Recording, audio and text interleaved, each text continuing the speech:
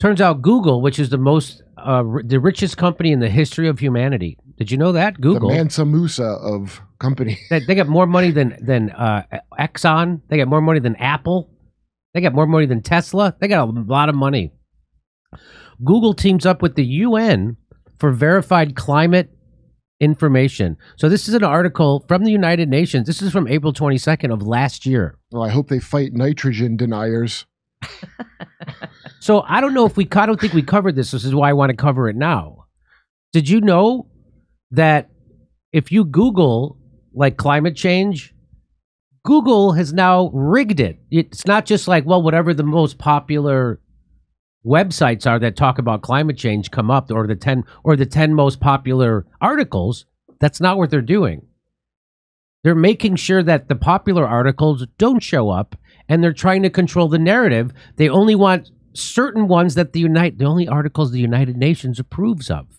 That's what Google's doing. Look at millions of people around the world go to Google to get information about climate change and sustainability. Nobody is going, what about sustainability? What about that word you just invented a couple years ago? Sustainability. Sustainability. In addition to organic search results, Google is surfacing short and easy to understand information panels and visuals on the causes and effects of climate change, as well as individual actions that people can take to help tackle the climate crisis. Should I glue my head to a painting?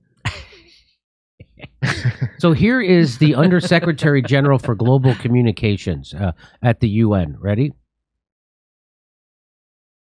With Google, for example, if you Google climate change, you will, at the top of your search, you will get all kinds of UN resources.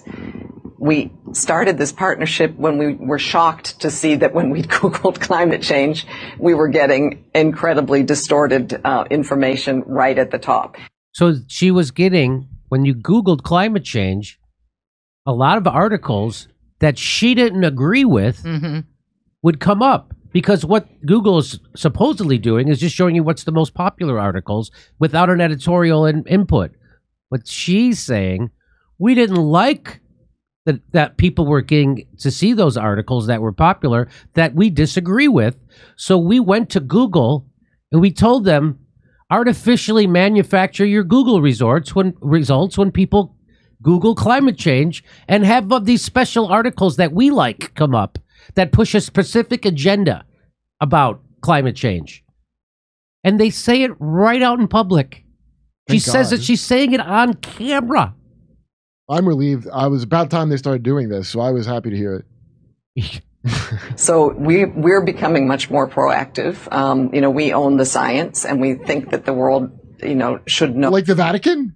We own the science. You mean like Tony Fauci did, and then he had to admit that he was lying constantly during COVID because he was? We own the science. We own the science.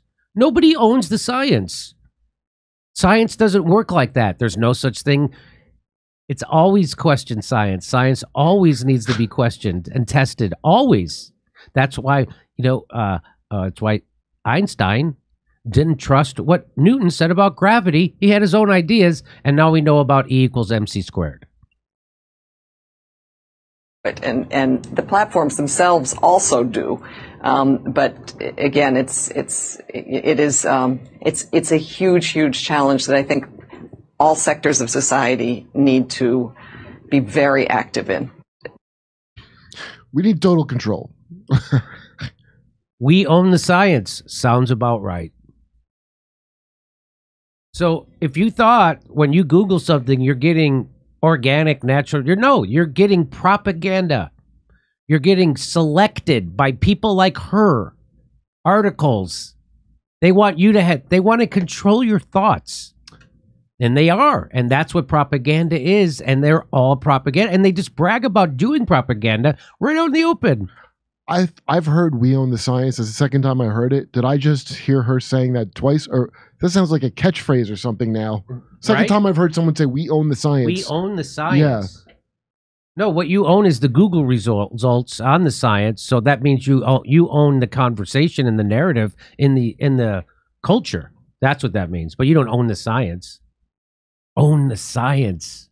What kind of a thing is that to say? I don't know. Check out my new stand-up special, COVID Lies Are Funny, at jimmydore.com. Only $10. Become a premium member. We're going to be on tour in Northampton, Massachusetts, Syracuse, Cohoes, New York, Hartford, Los Angeles, Bakersfield, California, Baltimore, Maryland, and San Francisco, California. Plus, did we say Chicago? There's lots of stuff. Go to jimmydore.com for a link for tickets. See you there.